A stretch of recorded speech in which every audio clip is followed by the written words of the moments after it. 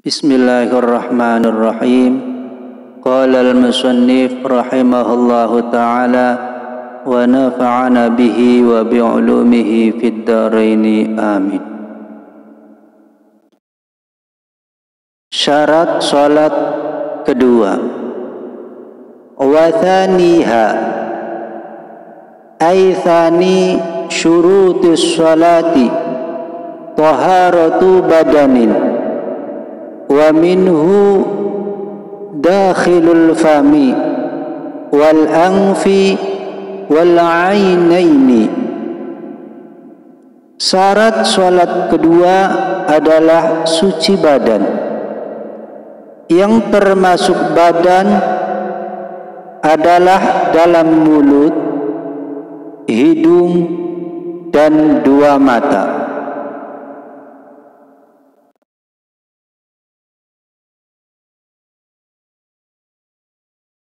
Wa malbusin wa ghairihi min kulli mahmulin lahu wa illam yataharrak biharkatihi wa makanin yusalli fihi an najsin ghairi ma'fuin anhu.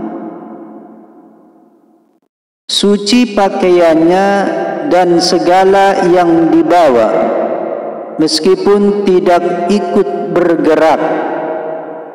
Jika ia bergerak, meskipun tidak ikut bergerak, jika ia bergerak, suci tempat ia mengerjakan salat dari semua najis yang tidak diampuni keadaannya. Fala tasihhu sholatu ma'ahu walau nasiyan au jahilan biwujudihi au bikaunihi mubtilan. Karena itu salat orang yang tidak suci dari najis adalah tidak sah, sekalipun ia lupa atau tidak mengerti keberadaan najis, atau lupa tidak mengerti kalau keberadaan najis itu membatalkan salat. Liqoulihi ta'ala wa thiyabaka fatahhir wa li khabarish syaikhaini. Berdasarkan firman Allah Subhanahu wa ta'ala, dan sucikanlah pakaianmu, dan berdasarkan hadis yang diriwayatkan oleh Imam Bukhari Muslim. Wala yadurru muhadzatu najsin libadanihi lakin tukrahu ma'a muhadzatihi kastiqbali najsin au mutanajjisin. Tidaklah mengapa jika badan orang yang salat berjajaran dengan najis, tetapi hukumnya adalah makruh, sebagaimana menghadap najis atau barang yang terkena najis.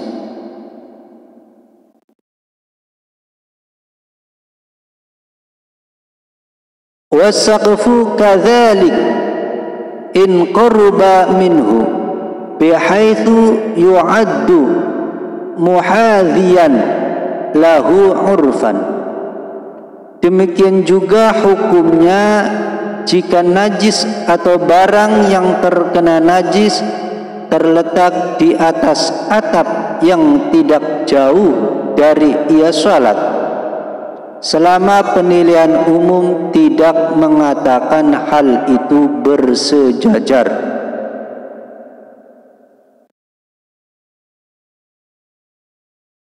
Wala yajibu ijtinabun najsi fi ghairi salati wa mahalluhu fi ghairi tadammukhi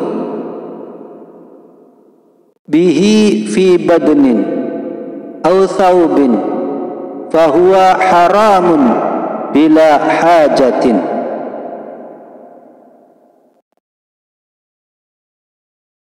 Di luar salat tidaklah wajib menyisikan najis. Hal ini selama tidak sengaja melumuri najis pada badan atau pakaiannya. Karena itu sengaja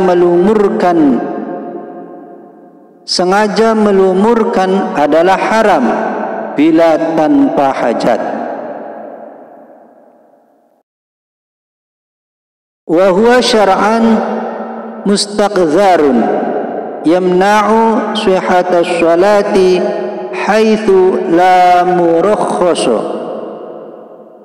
Najis menurut syara segala kotoran yang menghalangi kesahan salat yang dikerjakan dalam keadaan tiada keringanan.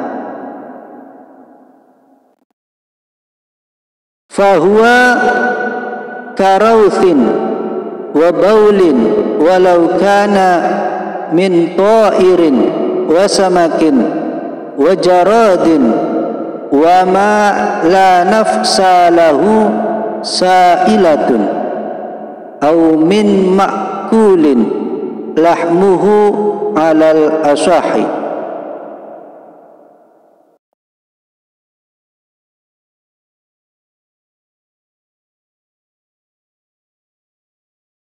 Seperti tinja,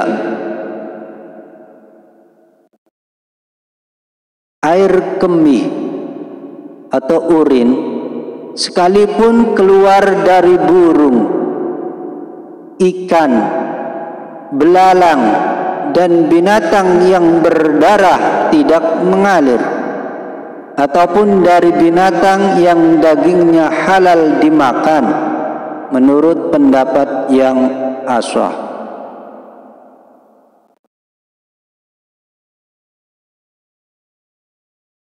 Wa qala al-Astakhri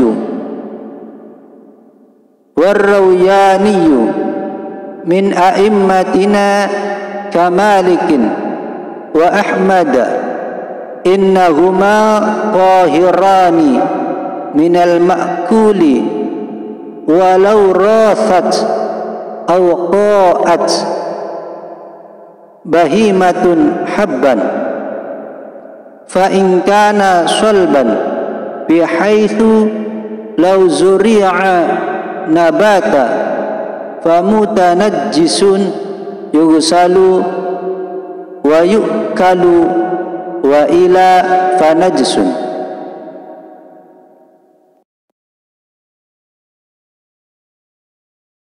Al-Astakhri dan Ar-Rawiyani dari kalangan ulama Syafi'iyah, sebagaimana pendapat Imam Malik dan Ahmad, berkata, tinja dan air kemih dari binatang yang halal dimakan, hukumnya adalah suci.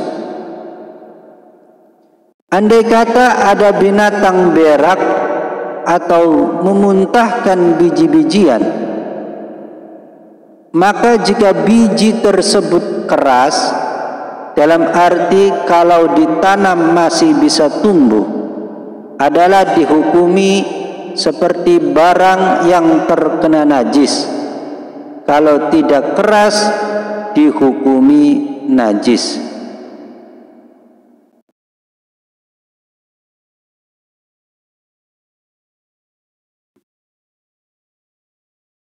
Walam yubayyinu hukma ghairil habbi. Dalam pada itu para fuqaha tidak menjelaskan hukum selain bijian. Qala syekhuna walladhi yadhharu annahu in taghayyara an halihi qabla al-bal'i walau yasiran fanajsun wa illa famutanajjisun.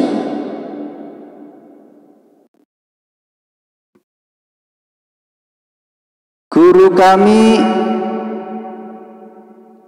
menjelaskan, yang jelas jika pada selain bijian itu terdapat perubahan dengan keadaan sebelum ditelan meskipun sedikit, maka hukumnya adalah najis.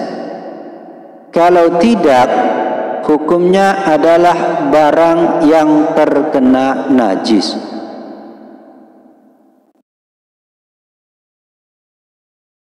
Wa fil majmu'i anisyaikhi Nasrin al-afwu an bawli baqarid diyasati alal habbi. Di dalam kitab Al-Majmu' dari penjelasan Imam Asy-Syaikh Nasr dikatakan bahwa air kemih sapi penggiling yang mengenai bijian yang digiling adalah diampuni adanya sebab darurat. Wa 'anil Juwaini tasydidun nakiri 'alal bahthi anhu wa tathhirihi. Dari penjelasan Imam Al-Juwaini tampaklah akan begitu pengingkarannya untuk membahas dan menyucikan barang tersebut.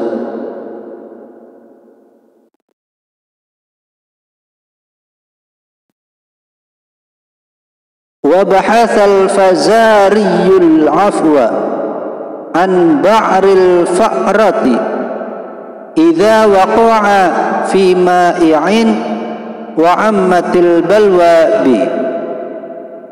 Menurut pembahasan Imam Al-Fazari bahwa tinja tikus jika masuk ke benda cair dan hal itu sudah menjadi bencana yang umum adalah diampuni adanya. Wa amma ma yujadu ala waraqi ba'di syajari karraghwati fanajsun li'annahu yakhruju min batini ba'did didani kama syuhida dzalik. Mengenai apa yang kita lihat pada lembaran-lembaran daun seperti buih adalah najis, sebab perkara tersebut keluar dari perut ulat sebagaimana yang telah kita saksikan sendiri.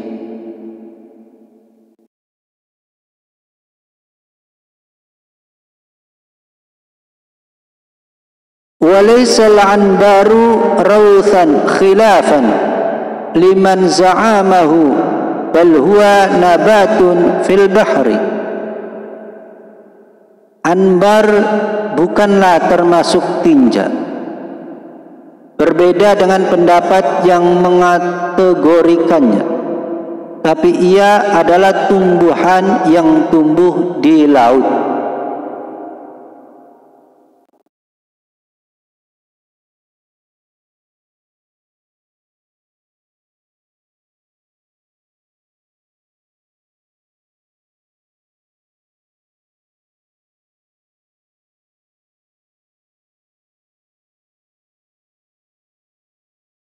Wa madhiyin bimu'jamatin lil amri bi ghusli dzakari minhu. 3 madhi dengan dititik dalnya dengan alasan adanya perintah membasuh zakar darinya.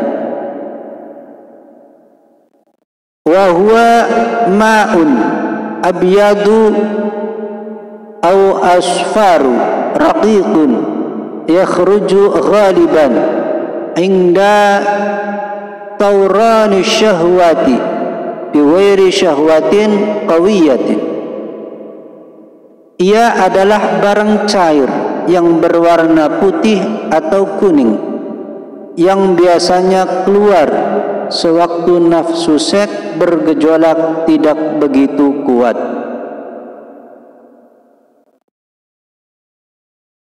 Wa wadiyin bimuhmalatin wa huwa ma'un abyadu kadirun fakhinun yakhruju ghaliban aqibal bauli aw 'inda hamli syai'in thaqilin. 4 wadi tertulis dengan dal, tidak bertitik, yaitu air putih, kotor dan kental yang biasa keluar setelah buang air kencing atau ketika membawa sesuatu yang berat. Wadamin hatta ma baqiya ala nahwi azmin lakinnahu ma'fuun anhu. 5 darah, sekalipun hanya percikan yang masih tertinggal pada semacam tulang, hanya saja darah yang semacam itu hukumnya ma'fu. Wastathnu minhu al-kabida wat-tihala wal-miska ay walau min mayyitin inin aqada wal-alaqata wal-mudkhata walabanan kharaja bilawni damin wadama baydatin lam tafsud. Para fuqaha mengecualikan hati, limpa, misik, sekalipun yang terjadi dari kijang mati, segumpal darah bibit bayi, segumpal daging bibit bayi, air susu yang keluar berwarna darah, dan darah telur yang masih segar belum busuk. Wa qayhin li'annahu damun mustahilun wa sadidin wa huwa ma'un raqiqun yukhalituhu damun. 6 nanah, karena ia merupakan darah yang telah mengalami perubahan. Juga nanah darah, yaitu cairan tidak kental yang bercampur darah. Wa kadza ma'u jarhin wa judariyin wa naftin in taghayyara wa illa fama'uha tahirun. 7 air luka, air bisul, air koreng jika telah berubah. Kalau tidak berubah, maka air tersebut suci seperti semula. Wa qai'i ma'idatin wa illam yataghayyar, 8 muntahan dari perut, sekalipun tidak berubah dari keadaan aslinya.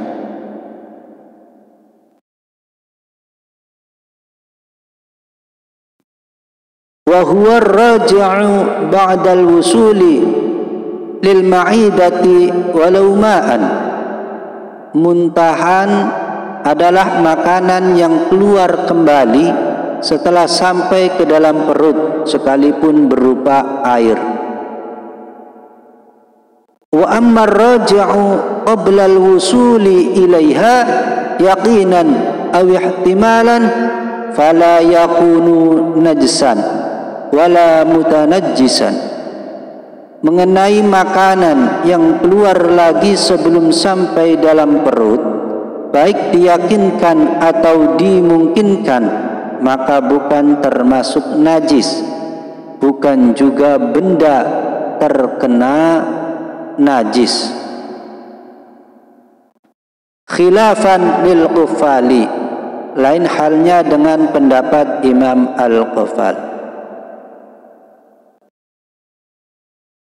Wa afta syekhuna anna as-sabiyya idza btuliya bitatabu'il qai'i ufiya an thadiyai ummihi ad-dakhili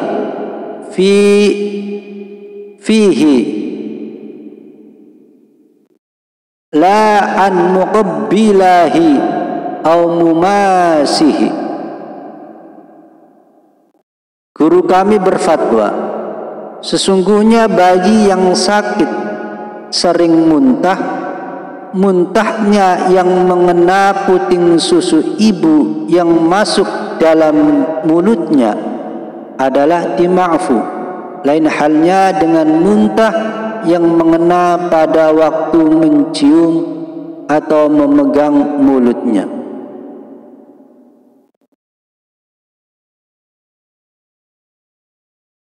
Wa kamirratin wa labani ghairi ma'kulin illa al-adamiyya wa jirratin nahwi ba'irin.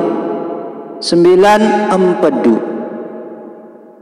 air susu binatang yang tidak halal dimakan. Selain manusia dan makanan kunyahan kedua kalinya, dan makanan kunyahan kedua kalinya dari semisal unta atau binatang pemamah biak. Wa ammal maniyu fadahirun khilafan limalikin. Mengenai air sperma, hukumnya adalah suci. Lain halnya dengan pendapat Imam Malik radhiyallahu anhu. Wa kadza balghamu ghairi ma'idatin min ra'sin aw sadrin wa ma'un sa'ilun min fami na'imin walau natnan aw asfaro ma lam yatahaqqaq annahu min ma'idatin illa mimman ubtuliya bihi fayu'fa anhu wa in kathura. Termasuk suci lagi liur dahak selain yang keluar dari perut, seperti dari kepala atau dada, dan lendir dari mulut orang tidur.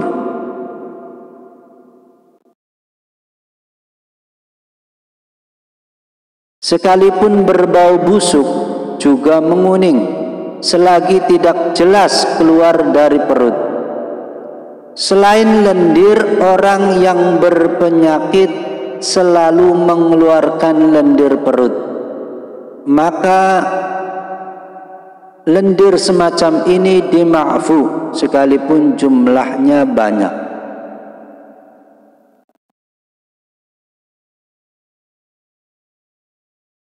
Wa rutubatu farjin ay qubulin alal aswahi wa hiya ma'un abyadu mutaraddadun bainal madhiyi wal araqi yakhruju min batinil farji alladhi la yajibu ghusluhu bi khilafi ma yakhruju mimma yajibu ghusluhu fa innahu tahirun qat'an wa ma yakhruju min wara'i batinil farji fa innahu najisun qat'an ka kulli kharijin minal batini wa kal ma'il khariji ma'al waladi aw qablahu wa la farqa bainan fisaliha wa adamihi 'alal mu'tamad.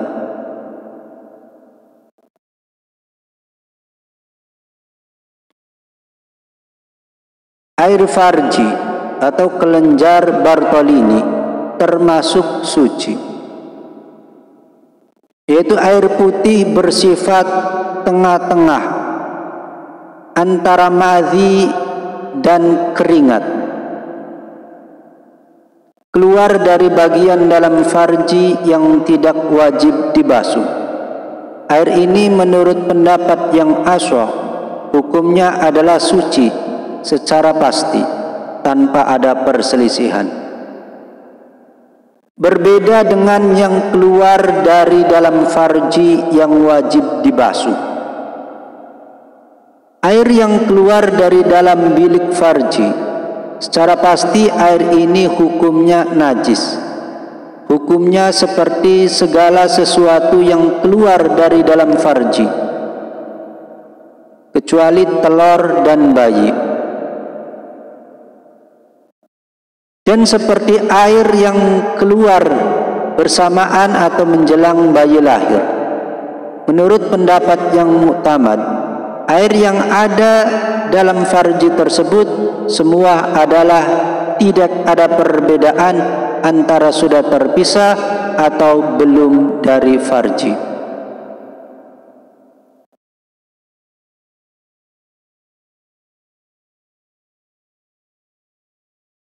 Qala ba'duhum al-farqu baina ar-rutubati at-tahirati wan najsati al-ittisalu wal infisalu falawin fasalat fa fil kifayati anil imami annaha najisatun.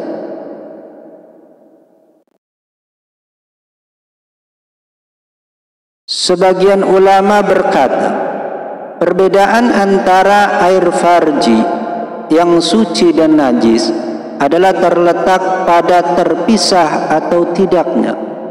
Dalam kitab Al-Kifayah dari pendapat Imam Al-Haramain bahwa air yang terpisah hukumnya najis. Wala yajibu ghuslu zakaril mujami'i wal baidi wal waladi. Tidak wajib membasuh zakar setelah bersetubuh, telur dan anak yang baru lahir.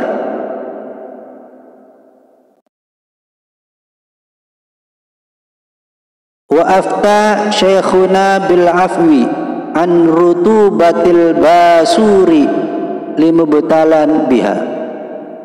Guru kami berfatwa bahwa basahan bawasir atau cairan transudasi plasma itu diampuni bagi orang yang terkena penyakit tersebut.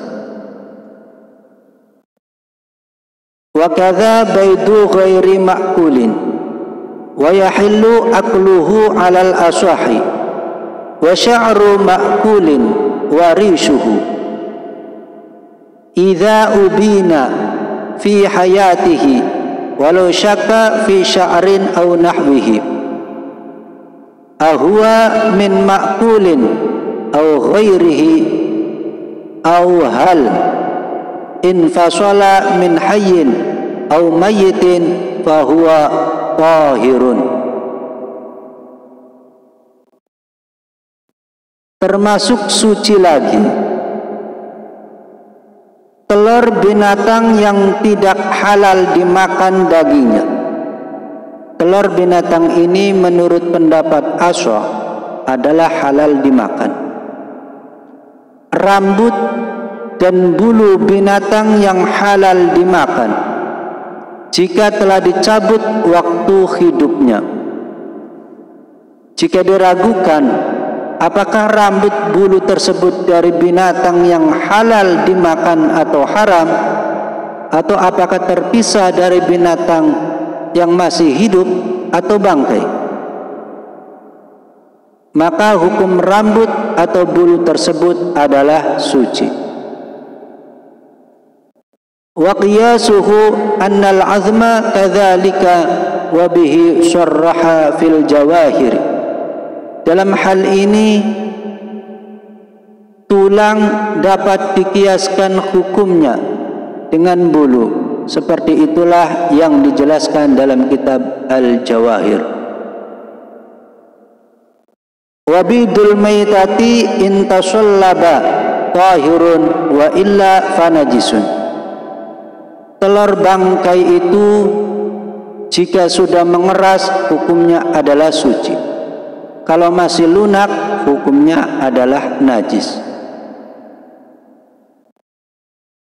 Wa su'ru kulli hayawanin tahirin tahirun falau tanajjasa famuhu thumma walagha fi ma'in qalilin aw ma'i'in fa in kana ba'da ghibatin yumkinu fiha taharatuhu biwulugihi fi ma'in kathirin aw jarin lam yunajjishu walau hirran wa illa najjasahu.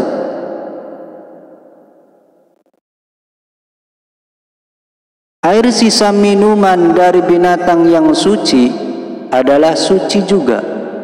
Andai kata moncongnya terkena najis lalu menjilati air yang sedikit atau benda cair lainnya, maka hukumnya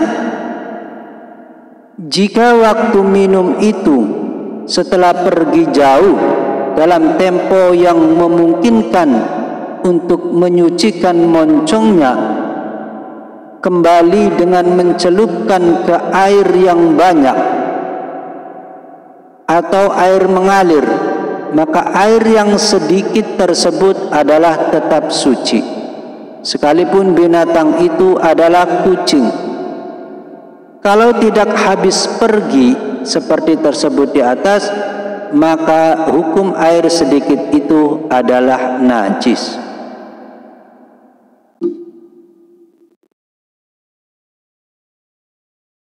Qala Syekhuna Kasuyuti tab'an li ba'dil mutaakhirina innahu yu'fa.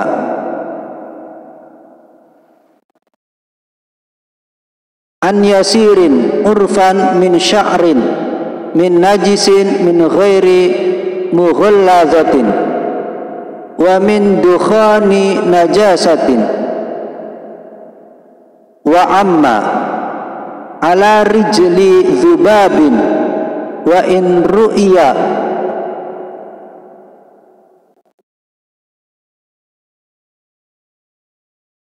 wa ma ala manfadhi ghairi adamiyyin mimma kharaja minhu wa dharqi tayrin wa ma ala famihi wa rawthi ma nash'uhu minal ma'i aw baina awraqi syajarin an-narajili allati tustaru biha al-buyutu 'anil matari haitsu ya'suru saunul ma'i anhu.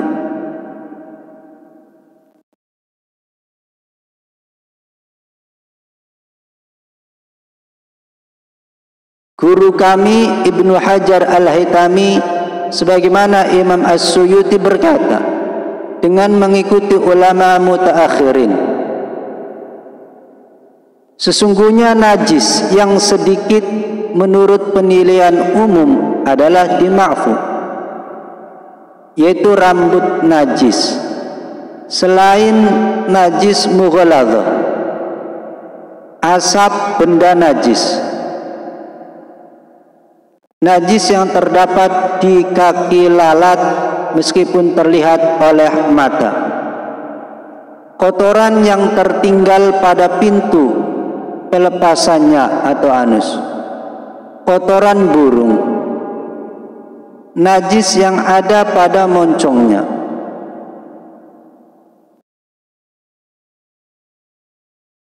kotoran binatang yang tumbuh dalam air misalnya lintah, atau kotoran binatang kecil yang hidup di sela-sela daun nyiur yang dianyam untuk menahan air hujan di atap rumah sekira sulit menyelamatkan air dari kotoran tersebut.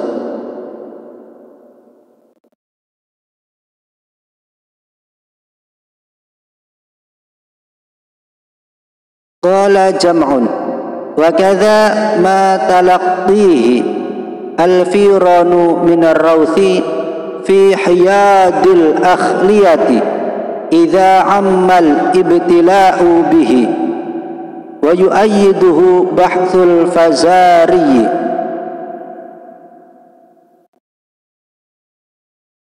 Segolongan ulama berpendapat termasuk najis yang diampuni adanya, yaitu najis yang terbawa oleh tikus dari kamar-kamar WC. Jika najis itu meratai, pendapat ini dikuatkan oleh pembahasan Imam Al-Fazari. Wa syartu dzalika kullihi idza kana fil ma'i alla yughayyira. Intaha. Syarat najis-najis tersebut diampuni jika najis tersebut tidak sampai mengubah air. Selesai.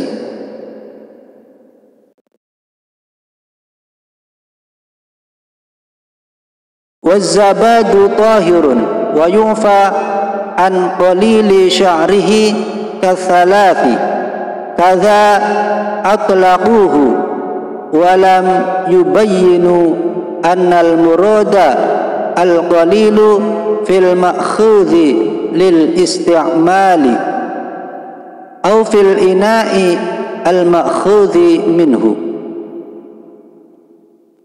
Binatang musang kasturi adalah suci, sedang najis yang ada di beberapa helai bulunya, umpama 3 helai, diampuni adanya. Para ulama tidak menjelaskan apakah yang dimaksudkan dengan rambut yang sedikit itu yang diambil dari musang ataukah yang tertinggal di dalam wadah tempat musang tersebut diambil minyaknya.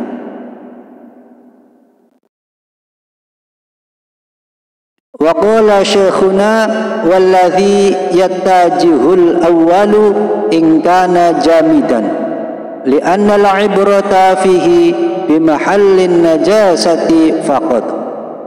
Dalam hal ini guru kami menerangkan pendapat yang jelas alasannya adalah yang awal, yaitu rambut yang diambil dari musang. Jika bahan minyak kasturi tersebut sudah padat, sebab yang ditinjau dalam kepadatan adalah pada tempat najis saja. Dasarnya hadis yang berkaitan dengan masalah tikus yang jatuh ke dalam bubur saman. Fa in kathurat fi mahallin wahidin lam yu'fa anhu wa illa ufiya anhu bi khilafil ma'i'i fa inna jami'ahu kasyai'il wahid. Jika najisnya banyak dan berada pada satu tempat, maka tidak diampuni adanya di tempat tersebut atau benda padat. Kalau najisnya sedikit diampuni. Lain halnya dengan benda cair, sebab jumlah keseluruhannya seperti barang tunggal.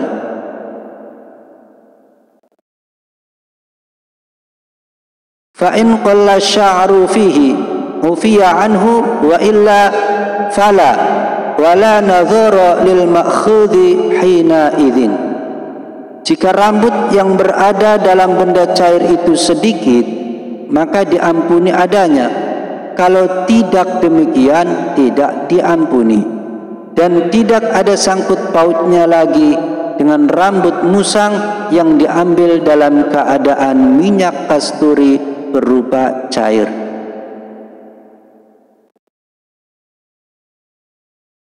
Wa naqala al-muhibbu at-Tabari an ibn as-Sabbagh wa i'tamadahu annahu yu'fa an jirratil ba'iri wa nahwihi fala yanjusu ma syariba minhu. Imam Al-Muhib At-Tabari menukil sebagai pegangannya dari Ibnu Sabbagh bahwa makanan yang dikeluarkan untuk dikunyah kedua kali oleh unta dan binatang lainnya atau pemamah biak adalah tidak menajiskan air yang diminumnya.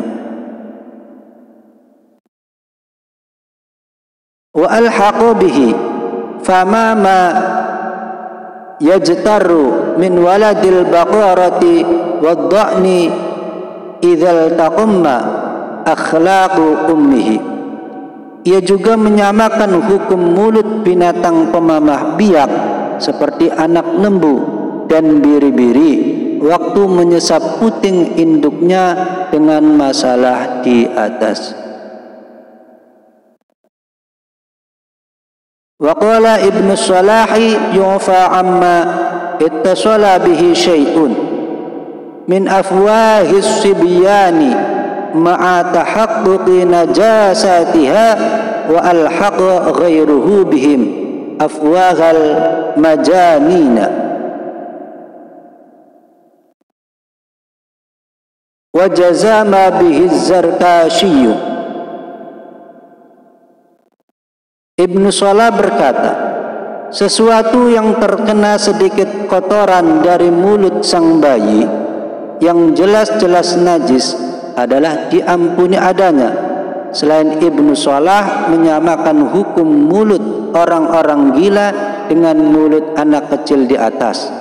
Seperti ini Imam Az-Zarkashi telah memegang kuat.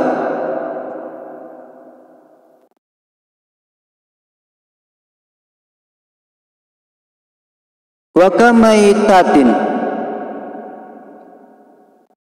walau nahwa dzubabin mimma la nafsa lahu sa'ilatun khilafan lil qafali wa man tabi'ahu fi qawlihi bi taharatihi li'adami damil muta'affini kamalikin wa Abi Hanifah.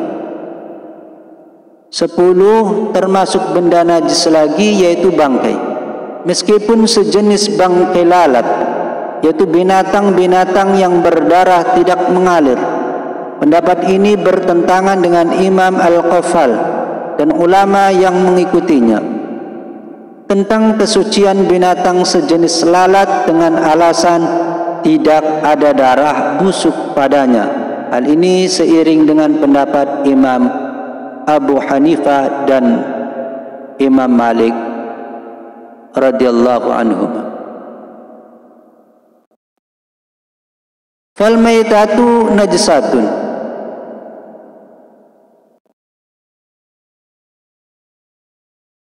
wa illam yasil damuha wa kadza sya'ruha wa 'azmuha wa qarnuha khilafan li Abi Hanifah idza lam yakun 'alaiha dasamun. Oleh karena itu bangkai adalah najis sekalipun tidak berdarah mengalir atau darah dingin, begitu juga rambut, tulang dan tanduknya.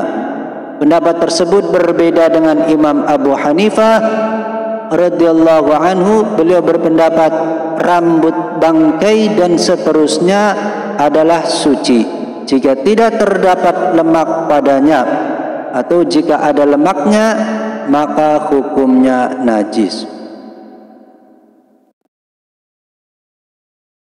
Wa aftal hafidhu Ibnu Hajar Al-Asqalani bi sihhati sholati idza hamala al-musalli maitata dzubabin in kana fi mahallin yashqul ihtirazu anhu. Al-Hafiz Ibnu Hajar Al-Asqalani, ulama yang terkenal ahli hadis, mengeluarkan fatwa bahwa salat orang yang membawa bangkai lalat adalah sah jika ia berada di tempat yang sulit untuk menghilangkannya.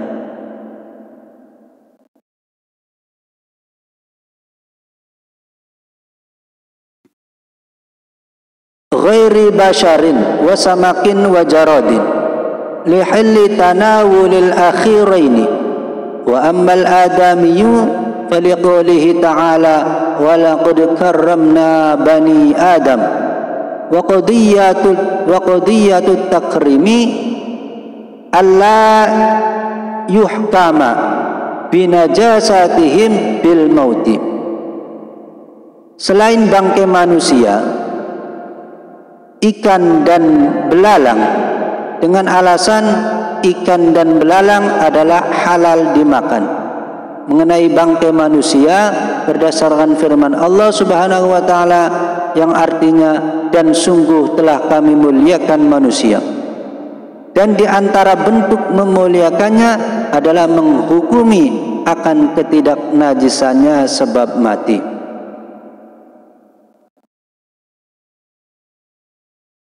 Wa ghairu syaidin lam tudrak zakatuhu wa janina muzakkatin mata bi zakatiha.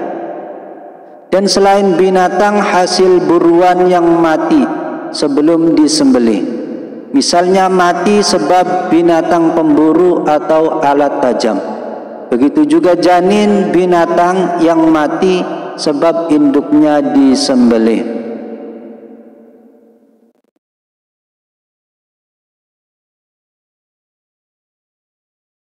Wa yahillu aklu dudin ma'kulin ma'ahu wa la yajibu ghuslu nahwil fami minhu. Hukumnya adalah halal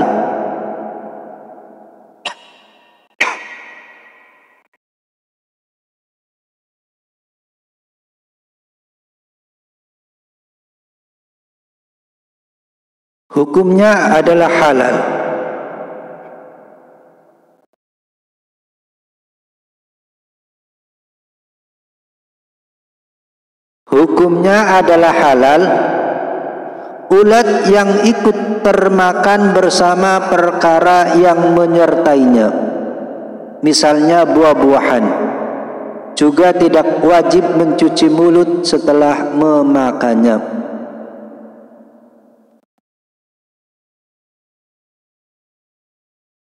Wa nuqila fil jawahiri 'anil ashabi la yajuzu aklu samakin muliha walam yungza ma fi jawfihi ay minal mustaqdharati.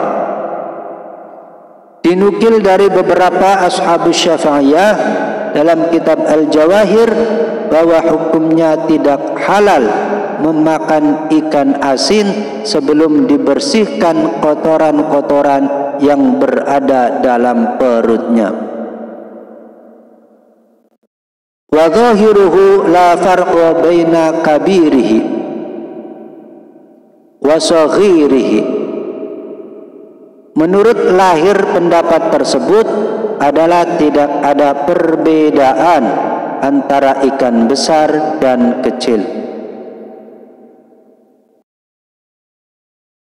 Lakin dzakaru syekhani jawaza akli saghiri ma'a ma fi jawfihi li'usrin tanqiyati ma fihi.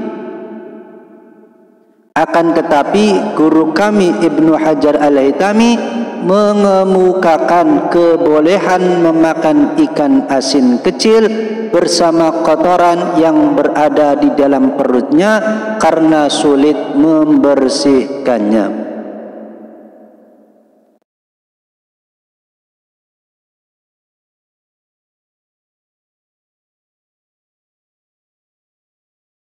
Wa kamuskirin ay salihin lil askari fadakhalatil qatratu minal muskiri. 11 barang yang memabukkan, artinya segala yang dapat memabukkan, termasuk di sini setetes barang yang bisa memabukkan. Ma'i'in ka khamrin wa hiya al-mutakhadzatu minal 'inabi wa nabidhin wa huwa al-mutakhadhu min ghairihi. Yang cair misalnya arak, yaitu minuman yang terbuat dari anggur, dan nabidh, yaitu minuman yang memabukkan yang terbuat dari selain anggur. Wa kharaja bil ma'i nahwul banji wal hashishi. Kata-kata cair terkecualikan sejenis pohon ganja dan rumput.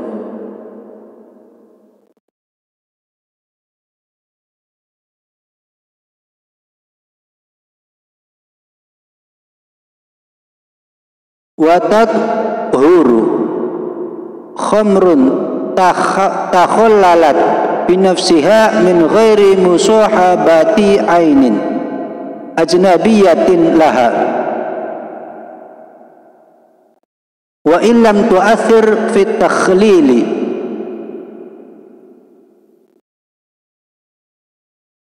kahaswatin yatba'uha fit taharati ad-dannu wa in tasharraba minha aw ghallat fihi wartafa'at bisababil ghalayani thumma nazalat.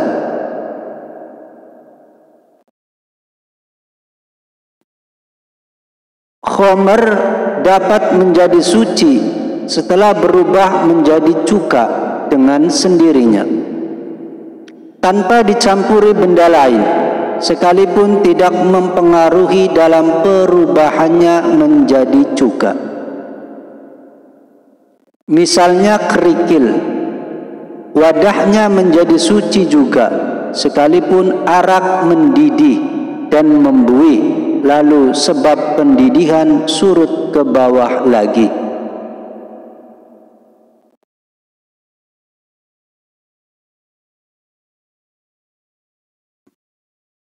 Amma idza irtafa'at bila ghalayanin bal bi fi'li fa'ilin fala tadhuru wa in ghumiral murtafa'u qabla jafafihi aw ba'dahu bi khamrin ukhra alal aujahi kama jazama bihi syekhuna.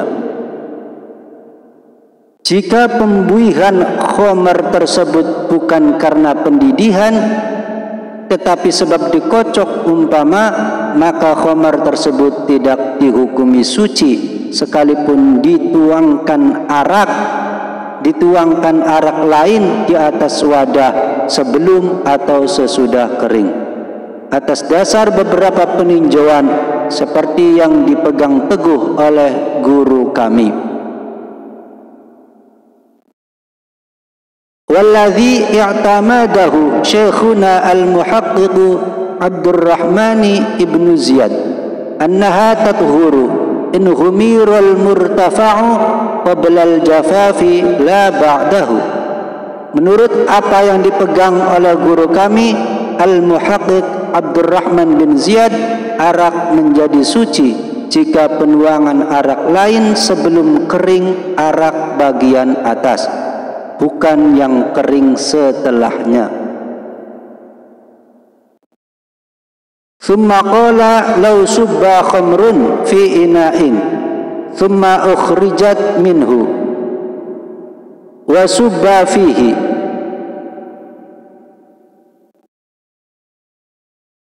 khamrun ukhra ba'da jafafil ina'i wa qabla ghuslihi lam tathur wa in takhallalat ba'da naqliha minhu fi ina'in ukhra intaha. Kemudian beliau berkata, jika arak dituangkan dalam wadah dan diambil kembali, lalu setelah kering wadah itu dituangi arak lain dan wadah belum dicuci, maka arak ini tidak bisa suci sekalipun arak itu baru berubah setelah dipindahkan ke tempat lain. Selesai.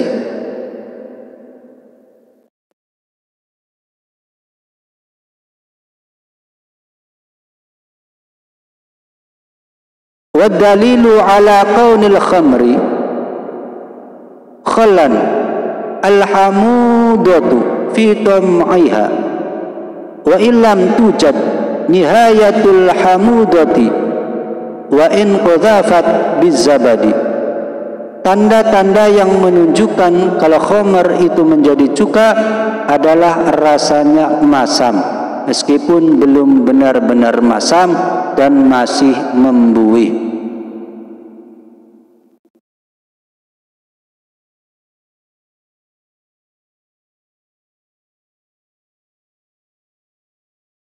wa yadhuru jildun najisun bil mauti bin dibaghin naqdahu bihaitsu la ya'udu ilahi natnun wala fasadun walau nuqi'a fil ma'i.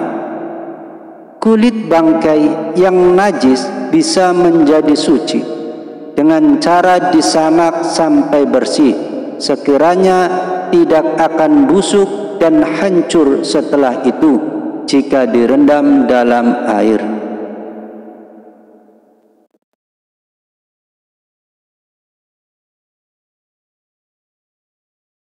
Wallahu a'lam bishawab.